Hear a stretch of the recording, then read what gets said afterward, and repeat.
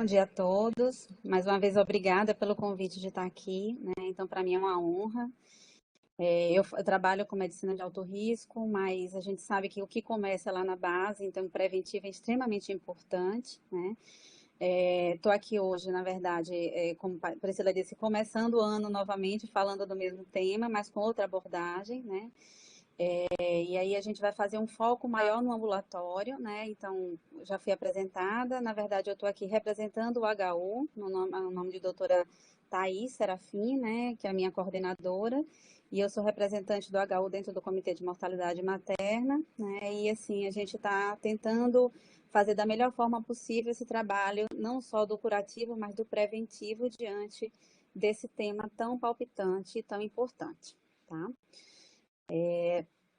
Então, qual o objetivo, na verdade, dessa palestra, né? Qualificar, né? Eu coloquei organizar, mas seria qualificar o nosso atendimento da paciente gestante com síndrome hipertensiva, diagnosticando, acompanhando e prestando assistência devida a essa paciente, né? Então, assim, é importante que a gente tenha, que a gente trace, na verdade, caminhos para seguir. Às vezes a gente pensa que está tudo certinho na nossa cabeça, mas aquela história às vezes escapa alguma coisinha e chega lá na frente a gente, epa, podia ter feito de uma maneira mais efetiva, né? A parte preventiva. Então, quando a gente qualifica esse atendimento, a gente melhora a assistência lá no finzinho da gravidez dessa mulher, né? Quando ela chega lá na hora do parto, tá? E por que esse tema? Porque a gente escolheu esse tema. A Priscila já falou, né, que é um tema que vai oscilando, então síndromes hipertensivas e hemorragia eles estão entre primeiro e segundo lugar das mortes maternas, né, como responsáveis diretos. E as síndromes hipertensivas, elas constituem importante causa de mortalidade materna e perinatal, né? Nós sabemos que elas são responsáveis por 10 a 15% das mortes diretas ou indiretas, sendo que 99% dessas mortes acontecem em países subdesenvolvidos ou em desenvolvimento. Então, vejam que cifra alta, né? Então, 99% dessas mulheres estão nos países como os nossos, né? E a gente tem um papel primordial, primeiro de conhecer a nossa epidemiologia, da gente identificar fatores de risco, poder abordar essa paciente, especialmente para prevenir a pior ocorrência da síndrome hipertensiva, que é a pré-eclâmpsia, né? Identificando quando ela já existe, ou prevenindo quando é possível fazê-lo, tá? Então, é importante a gente se deter nessa cifra, né? Porque isso aqui é importantíssimo. Inúmeras vezes a gente vai analisando e quando vê retrospectivamente, se a gente tivesse feito um pouquinho diferente, né, nessa nossa prevenção, talvez a gravidade dessa síndrome pudesse ser um pouquinho menor, né? Então, nosso papel está lá na rede básica, sim, né? E aí, como é que a gente conceitua? Então, é importante a gente dar conceitos a essas síndromes. De tempos em tempos, a gente tem renovação de conceitos, então a gente não chama mais síndrome hipertensiva de DEG há um bom tempo, né? E eu sou muito taxativa nessa história de questão de conceito, porque cada vez mais que a gente tenta melhorar esse conceito, a gente tenta aprimorar diagnóstico, né? Porque cada diagnóstico desse vai ter uma conduta distinta. Então, como é que eu conceituo? A pré-eclâmpsia, na verdade, é aquela pressão alta na gravidez, identificada acima de 20 semanas, que vai estar associada à proteinúria e ou a disfunção de algum órgão-alvo, como, por exemplo, alguma disfunção renal, como edema agudo de pulmão, e ou a disfunção útero-placentária. Notem que aqui entrou um termo que é novo, que talvez muitos de vocês não tenham visto falar ainda. Então, se eu pego uma paciente que ela é hipertensa e eu tenho, por exemplo, um oligoâmnio, ela já é conceituada como pré-eclâmpsia. Então, a disfunção útero-placentária entra aqui no conceito, tá? Então, é importante porque a fisiopatologia da pré-eclâmpsia é muito diferente da hipertensão arterial crônica, da hipertensão gestacional, tá? Então, a pré-eclâmpsia, ela precisa ser identificada na gestação acima de 20 semanas, associada a um desses fatores. Pode ou não ter proteinúria, pode ou não ter disfunção de órgão-alvo, ou pode ou não pode ter disfunção útero-placentária, mas tem que ser uma combinação de fatores, tá? Hoje a gente não usa mais aquele termo pré-eclâmpsia grave e pré-eclâmpsia leve. Não existe pré-eclâmpsia moderada, então essa classificação realmente não existe. A gente não usa mais o termo DEG e a quantidade de proteína perdida, ela também não é conceituada mais para gravidade, tá? Então são conceitos mais novos, mais recentes, que é importante vocês incorporarem, né? Hoje a gente diz assim, a pré-eclâmpsia, ela tem ou não tem sinais de gravidade, porque a gente sabe que a pré-eclâmpsia por si só, se ela é uma pré-eclâmpsia de início precoce, é uma pré-eclâmpsia ominosa. Então, assim, hoje a gente não conceitua ela como leve e grave, porque uma pode virar a outra, tá? A hipertensão arterial crônica é aquela que nós identificamos na nossa paciente antes de 20 semanas de gestação ou que ela tem um diagnóstico prévio à gestação, né? E que ela vá persistir depois de 12 semanas, quando essa paciente voltar para o nosso controle. Então, vejam a importância do nosso controle pós-natal, até para classificar essa paciente e organizar ela para uma próxima gestação futura que ela queira planejar. A pré-eclâmpsia sobreposta à hipertensão crônica é aquela paciente que já tinha uma hipertensão crônica diagnosticada, por isso a importância de eu saber se aquela paciente já tem lesão de órgão-alvo no início da gravidez por essa hipertensão crônica, para eu saber quando eu vou sobrepor a pré-eclâmpsia, né? Então, é a hipertensão arterial crônica associada a um aparecimento ou piora de uma proteinúria que ela já tinha pela hipertensão crônica, que piorou, né? E ou uma piora dos níveis pressóricos, ou que ela começa a fazer disfunção de órgão-alvo não existente. E qual aquela hipertensão gestacional? Na verdade, a hipertensão gestacional é um diagnóstico de exclusão, né? É quando a gente pega um paciente no nosso pré-natal, essa paciente tem mais de 20 semanas, não tem evidência de proteinúria, não tem disfunção de órgão-alvo e desaparece depois de 12 semanas. Então, via de regra, a gente vai ter um diagnóstico retrospectivo, ele é um diagnóstico de exclusão.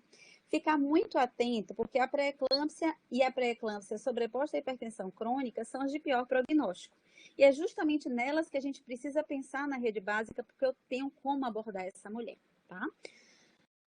Então, diante disso que a gente falou de conceito, o que é importante? O paciente chegou para mim no ambulatório, eu preciso atentar alguns sinais e sintomas, claro que tem toda a parte de anamnese de pré-natal normal, mas eu atentar sinais e sintomas importantíssimos que podem sugerir comprometimento de órgão-alvo. Então, se essa paciente ela tem uma pressão que está se elevando, ela se associa à cefaleia, principalmente aquela cefaleia que não vai baixar com o uso de analgésico, uma cefaleia persistente. Uma paciente que tem uma dispneia, né? Então não é aquela dispneia própria da gestação, é uma dispneia que justamente é a paciente mais ofegante a tarefas mais habituais. Uma epigastralgia, aquela dor no estômago que não passa também com medicamento. Uma dor de hipocôndrio direito, que normalmente é uma dor em faixa, que vai irradiar para a região epigástrica e dorso, que normalmente é por distendimento da cápsula hepática, que acontece na HELP síndrome. E transtornos visuais, sejam ele escotoma, sejam ele amaurose, seja ele os pontinhos brilhantes. Então, é importante que a gente fique atento à paciente hipertensa ou à paciente do nosso pré-natal com esses sintomas, tá? Para que a gente não negligencie esse cuidado. E aí, no exame físico, o que é que eu tenho que atentar? Apesar da gente saber que edema não constitui mais critério diagnóstico para pré-eclâmpsia, por favor, isso é um critério muito antigo, edema não entra mais no diagnóstico, mas aquela paciente que chegou para a gente, teve um ganho ponderal muito rápido, muito súbito, nós temos que atentar que ela está retendo mais, né? Então, que ela pode estar perdendo proteína e esse líquido está indo para o terceiro espaço. Então, a paciente que começa a apresentar edema de mãos e faces, que não é o habitual da gestante, então o edema normalmente da gestante ela é mais em membros inferiores, né? E final de gravidez ela começa a ser mais em mãos. Atentar seus níveis pressóricos, fazer uma ausculta cardiovascular e respiratória nessa paciente que chegou para a gente com síndrome hipertensiva. Lembrando que pré-natal não é só fita métrica, PNAR e sonar. Essa paciente, ela precisa ter uma ausculta cardiovascular e respiratória, especialmente quando eu estou tratando de uma paciente de risco mais elevado. E como é que eu vou aferir a pressão dessa paciente? Parece algo bobo, mas acreditem, muitas vezes feito de maneira errônea. E isso vai mudar o meu diagnóstico. A gente sabe que membro superior direito e membro superior esquerdo da grávida, eles têm pressões distintas e, na verdade, o que a gente precisa aferir é sempre no membro direito, para a gente ter categorizado. Só que a paciente, ela precisa ter ficado no período de repouso antes de eu aferir. Essa paciente tem que estar calma e sentada. Antes, ela precisa esvaziar essa bexiga, os pés têm que estar apoiados e ela tem que fazer essa aferição ao nível do coração, com o braço ao nível do coração, né? Então, precisamos focar essa foto que eu coloquei aí, porque, assim, é importante que a gente siga isso, tá? Então, aferir a pressão da paciente depois que ela esvaziou a bexiga, após ela ter feito um repouso, né? Com os pés apoiados e ela precisa estar sentada, não é deitada. Então, vou aferir deitada em decúbito lateral esquerdo. Não, o decúbito lateral esquerdo é quando eu verifiquei a pressão daquela paciente, a pressão estava alta, eu boto ela em decúbito lateral esquerdo para ela fazer um repouso, melhorar o fluxo uteroplacentário. Depois eu sento essa mulher para verificar a pressão sentada, membro superior direito, ao nível do coração, de bexiga vazia e com o pé apoiado, tá? E aí, como é que a gente vai fazer? Isso aqui é importante também, porque, na verdade, eu preciso que o meu manguito seja ajustado da maneira correta, né? Ao nível da metade do braço direito. E a pressão que eu vou considerar assistólica é o primeiro som, tá? E como diastólica é o quinto som. Então, lembrar que eu tenho que esperar desaparecer o som para eu considerar diastólica, tá? Então, são considerados alterados na gestante, apesar de a gente saber que o conceito, pela Sociedade de Cardiologia, já mudou, já baixou um pouco, mas para a grávida a gente ainda considera alterado valores da PA maior ou igual que 140 a sistólica e ou a diastólica maior ou igual a 90, em duas ocasiões distintas, com intervalo mínimo de 4 horas, para que eu possa conceituar ela de fato como tendo a síndrome hipertensiva. Mas essa paciente chegou no posto, e aí eu aferi a pressão, estava desse jeito, eu vou esperar ela 4 horas lá? Não, eu vou pedir que ela vai fazer a verificação, fica um pouco de repouso uns 20 minutos, eu olho novamente, e aí peço para ela fazer um controle de aferição, né, em casa, ambulatorial, voltar no posto para fazer, e me voltar com um prazo, né, menor do que o nosso pré-natal normal, para que eu reavalie essa mulher que tenha mais de 4 horas entre um diagnóstico e outro, para eu categorizar e chamar essa paciente de síndrome hipertensiva na gestação, tá?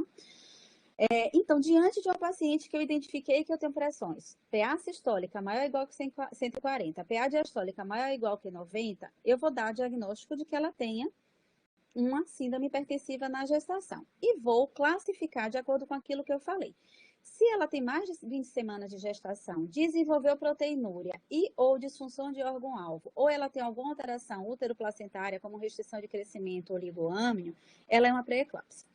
Se ela já estava hipertensa na minha primeira consulta pré-natal, ou já relata hipertensão antes da gestação, ou ela tem menos de 20 semanas quando começa a desenvolver, eu classifico ela como hipertensão crônica e confirmo esse diagnóstico depois de 12 semanas pós-parto, quando ela vai voltar para mim para esse controle e orientação.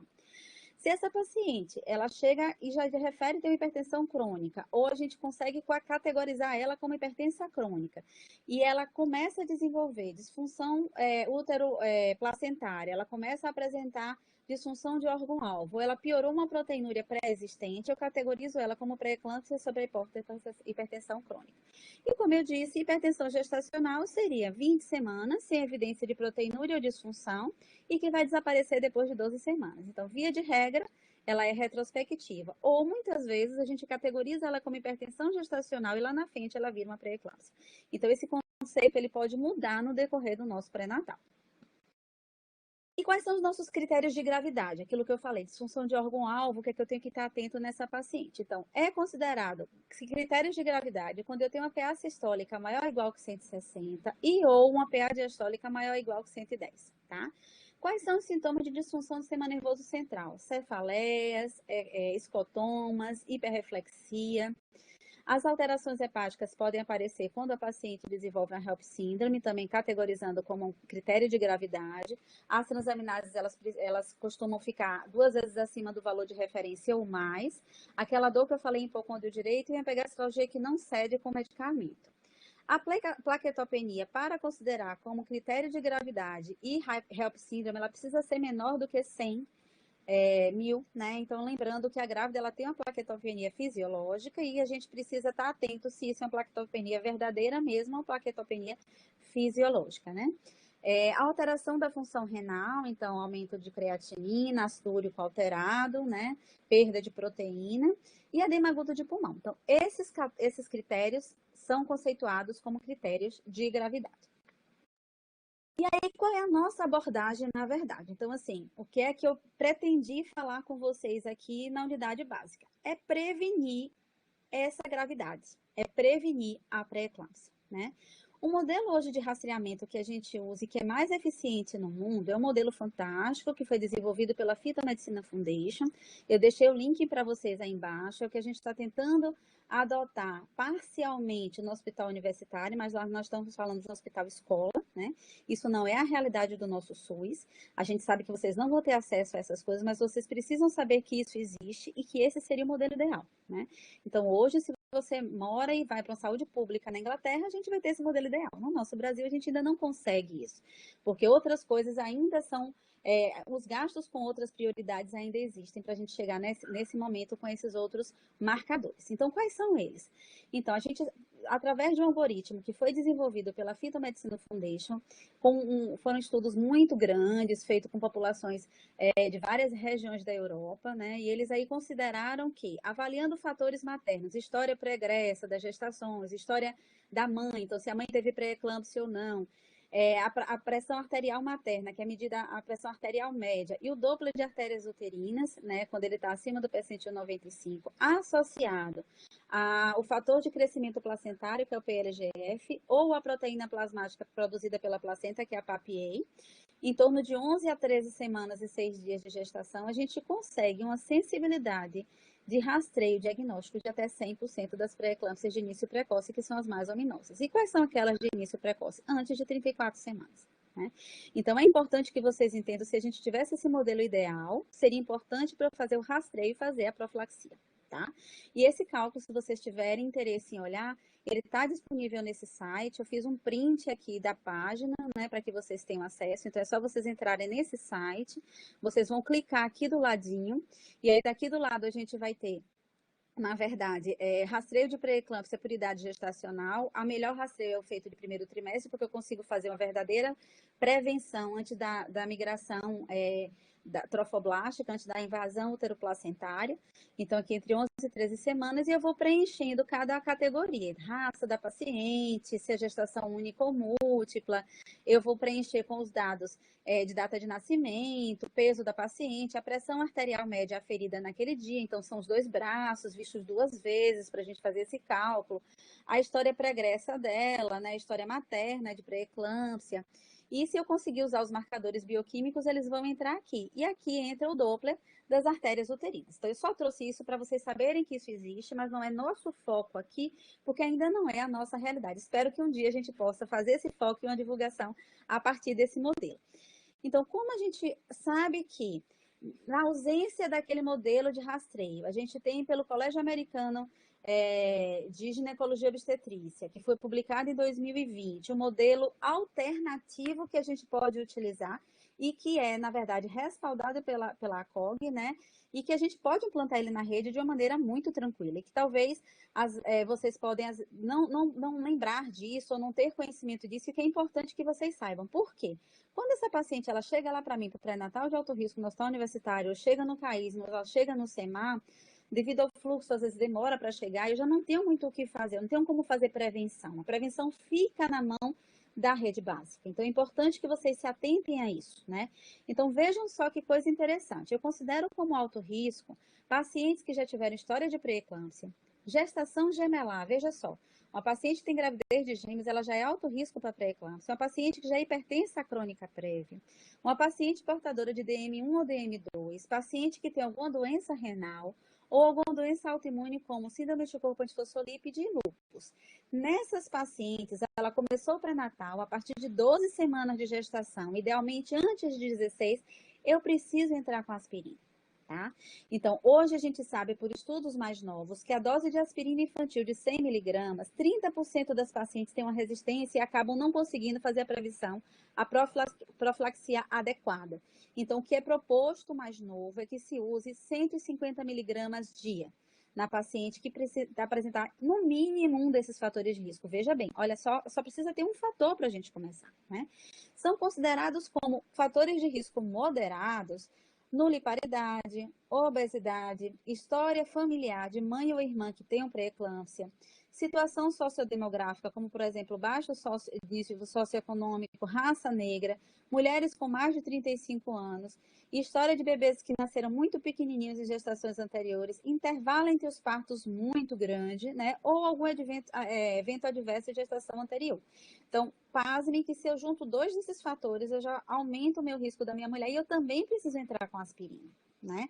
Então, pela Sociedade Americana de Ginecologia e Obstetrícia, então, assim, o que eu falei, o modelo ideal é o europeu, né? Mas a Sociedade Americana de Ginecologia e Obstetrícia, ela adota esse modelo, que é o que a gente está propondo, pelo menos, instalar ele na nossa rede básica, para a gente diminuir gravidade, diminuir paciente que é encaminhada para a Lourdinha, diminuir paciente que precisa de um UTI, diminuir o obituário materno-fetal, né? Então, nessas pacientes, somei dois fatores de risco, eu já vou entrar com aspirina nessa mesma dose. E nas pacientes que não tiver nenhum desses eventos, não é para eu entrar com aspirina. Então, baixo risco não é para usar aspirina. Porque a gente pode pensar, por que eu não boto aspirina em todo mundo? Porque não é água. Ele tem efeito colateral. Então, eu tenho que selecionar a paciente que vai se beneficiar do uso da aspirina, tá? E aqui, então, se eu identifiquei que aquela paciente, dentro daquele meu quadro que foi proposto, a gente identificou como ele tem no pré-eclâmpsia, o que é que eu vou fazer? A partir de 12 semanas de gestação, idealmente começando antes de 16 semanas, porque é quando eu melhoro a minha invasão trofoblástica, né, na placenta, no útero, e devo manter até 35 semanas e 6 dias de gestação. Deve ser usado à noite, porque é a melhor absorção, tá? Talvez vocês não saibam. E aí, assim, também foram feitos estudos muito bons em relação a isso, do horário melhor para essa paciente gestante tomar. E aí, a dose que a gente precisa tomar é de 150 miligramas. Então, ou eu pego a aspirina de 100, dou um comprimido e meio e desprezo a outra metade, porque eu botei uma observação embaixo para vocês prestarem atenção. A outra metade precisa ser desprezada, porque ela perde o efeito depois que eu rompo ela e ela entra em contato com o ar. Então, como a gente sabe, que é muito triste eu jogar um remédio fora. Então, se a gente puder, na verdade, pudesse fazer de uma outra forma, né? Então, a gente tem outras posologias que nos permite dar 150 miligramas. Mas, assim, no nosso SUS, eu vou dar meio comprimido e desprezar a outra parte, eu vou dar um comprimido e meio do de 100 e desprezar a outra parte. Corta o coração, mas, assim, para eu fazer a profilaxia adequada, eu preciso de 150 miligramas, tá? Nas pacientes que não iniciaram o uso antes de 16 semanas, porque oportunamente não tinham chegado ainda, ou porque ainda não foi identificado nenhum fator de risco, eu ainda posso iniciar a minha aspirina tendo benefício até antes de 28 semanas.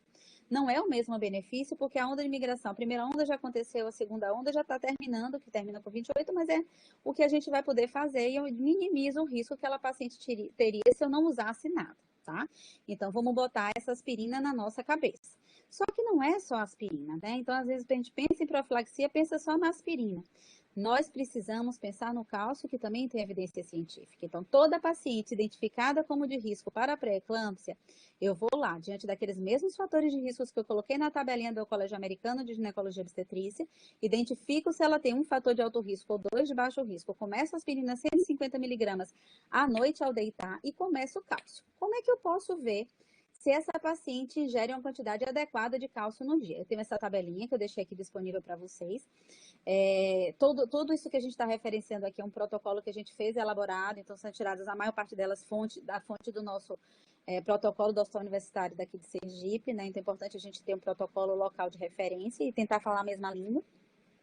E aqui a gente tem, na verdade, quanto a gente tem de cálcio em cada alimento daquela paciente. Se a gente identifica que aquela paciente tem um baixo ingesta de cálcio, eu vou dar diariamente a ela 1,5 a 2 gramas dia de cálcio elementar. Então, eu preciso repor, e é nessa dose, tá, gente? Lembrando de não deixar ela tomar essa medicação junto com suplemento vitamínico para não diminuir a absorção, tá? Então, é importante que a gente veja, não sei, ela não consegue me dizer, eu não consigo categorizar quantos miligramas dia ela come, então a gente repõe. Lembrando que essa paciente precisa ingerir bastante líquido para poder não fazer cálculo renal, né? Porque o cálcio aumenta o risco de cálculo renal, para que a gente possa, na verdade, dar uma boa, fazer uma boa profilaxia, tá? Então, nas pacientes que elas pretendem engravidar, também uma forma de prevenir é pedir para ela perder peso no período periconcepcional, né? Para diminuir o risco de pré-eclâmpsia. E olha o que eu botei embaixo, não há evidência científica de restrição de sal na dieta, de uso de vitamina C, vitamina E, D, ômega e enoxaparina com o intuito de prevenir pré-eclâmpsia. Você pode usar para outros intuitos, mas com esse intuito não tem evidência científica nenhuma. Nossa evidência científica é com a aspirina e o cálcio nas nossas pacientes de alto risco ou de risco intermediário que tenham 2 fatores. E como é o nosso tratamento? Então, nosso tratamento, ele vai se basear na pré-eclâmpsia de uma dieta normossódica, então ela não precisa tirar sal da dieta, e hipossódica nas pacientes que têm hipertensão crônica, né? E elas devem ser orientadas a realizar uma atividade física que ela não fique ofegante. Então, a atividade física ideal é aquela que ela não fique ofegante. A paciente com pré-eclâmpsia e hipertensão crônica, ela não precisa ficar acamada, muito pelo contrário, ela precisa de uma atividade física que seja prazerosa e que consiga diminuir, na verdade, os níveis pressóricos dela. E aí a gente vai introduzir, isso aqui é importante, gente, a gente pensa que não, mas assim, eu só vou introduzir na gestante a medicação quando eu tiver níveis maiores do que 150 de sistólica e ou níveis de maiores ou iguais que 100 da diastólica. Então, eu dou o diagnóstico com 14/9, mas de 14/9 até 15/10, de 14/9 até 15/9, eu vou estar fazendo medidas educativas nessa mulher. Se ela é hipertensa crônica, dieta e atividade física, se é uma paciente que tem pré-eclâmpsia, é uma atividade física, né, e controle de peso, mas assim, não é pra gente entrar com medicação antes disso, porque eu faço hipofluxo placentário. Em via de regra, eu pego o paciente que vem de unidade básica lá para alto risco com níveis menores, introduzido medicação. Então, os antihipertensivos, vocês mais ou menos sabem, eu trouxe só um resuminho aqui. Nosso carro-chefe dos antihipertensivos é a metildopa, lembrando que a dose mínima é 750, tá? E a dose máxima é de 2 gramas, então também a gente vê muitas vezes 500 miligramas, que às vezes é uma prática fora da gestação, mas o que é mais documentado é que a gente tem uma boa resposta a partir de 750 miligramas dia, 250 de 8 em 8, e uma dose máxima de 2 gramas dia, né? Não respondendo, a gente vai partindo para outros antihipertensivos, né? Que estão aqui listados, mas nosso carro-chefe está aqui na metildopa. Não vou me ater aqui, porque tem outras coisinhas que eu gostaria de falar com vocês. E aí, se eu pego essa paciente na unidade básica, né? E essa paciente da unidade básica está com crise hipertensiva, o que é que eu faço? Porque eu vou ter que transferir ela, né? Então, ela ficou em decúbito lateral esquerda, eu vi que essa paciente permanece com o nível hipertensivo, estou chamando, estou pedindo vaga na cena de luz, estou esperando o SAMU, o que é que eu vou fazer lá? Então, eu preciso fazer, idealmente, a hidralazina, 5 miligramas IV, né? A gente vai fazendo a cada 20 minutos. A prática é como? A gente dilui, né, uma ampola e faz uma solução de 1/20, né? E aí a gente faz, nessa diluição, a gente faz 5 ml da solução, tá?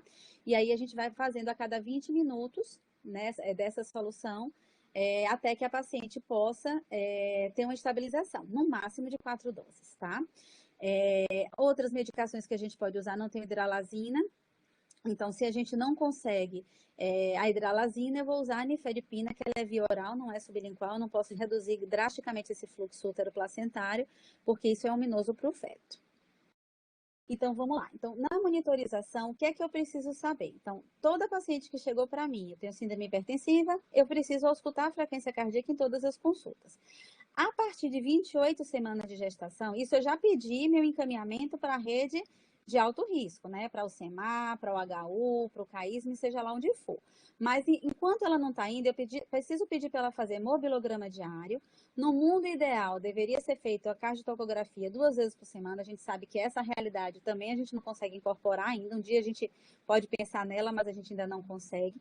Já vou pedindo e solicitando que essa paciente faça uma ultrassom obstétrica, um Doppler obstétrico a cada 15 dias. Então, eu já solicito na minha unidade básica para que ela possa chegar lá, muitas vezes com algo adiantado, porque muitas vezes demora a chegar para a gente e às vezes essa paciente já está com vitalidade fetal comprometida ou a própria saúde comprometida. Então, para vocês lá, a partir de 28 semanas, é importante essa vigilância e monitorização fetal.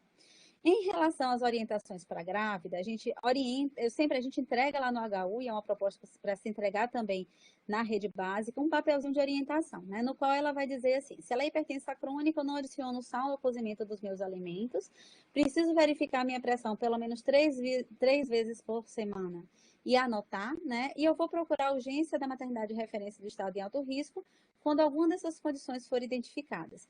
uma pressão, uma descompensação, né, um sinal de gravidade da pressão de 16/11, dor de cabeça que não passe com analgésico, dor em parte superior de abdômen que também não passe com analgésico, alterações visuais, desmaio, perda de consciência, redução da movimentação fetal e sangramento vaginal. Aí a gente, aqui é só um modelo de mobilograma que a gente também pode ser instituído e que a gente adota lá no HU. E aqui seriam, na verdade, os fluxogramas que eu ia apresentar para vocês, que, na verdade, eles foram apresentados para o alto risco, que se desse tempo eu ia abordar. Mas o nosso foco aqui, na verdade, é o foco preventivo. Então, vejam quanto vocês podem fazer antes dessa paciente chegar à nossa unidade de alto risco. Então, toda paciente que chegou e ela é hipertensa ou foi diagnosticada com hipertensão, vocês, enquanto estão pedindo o auxílio do alto risco, já precisam identificar sinais de gravidade, precisam iniciar as medicações hipotensoras, precisam solicitar uma avaliação laboratorial mínima, seja ela proteinúria de fita, transaminase, a proteinúria de 24 horas quando disponível, uma creatina e um hemograma, porque isso já vai adiantando a vida da paciente, orientando ela a fazer curva pressórica e orientando em relação à dieta nos casos das pacientes que são obesas para reduzir peso e nas pacientes que são hipertensas crônicas para fazer a redução do sal, não incorporar sal na sua dieta. E aí a gente teria as mais variadas situações que a gente iria abordar. Mas assim, como era bem pequenininho, eu preferi falar da parte de prevenção com vocês, tá? Mas a gente vai estar aqui disponível para questionamentos e em outras oportunidades, o que for necessário, a gente também vai estar por aqui, tá? Obrigada pela atenção a todos.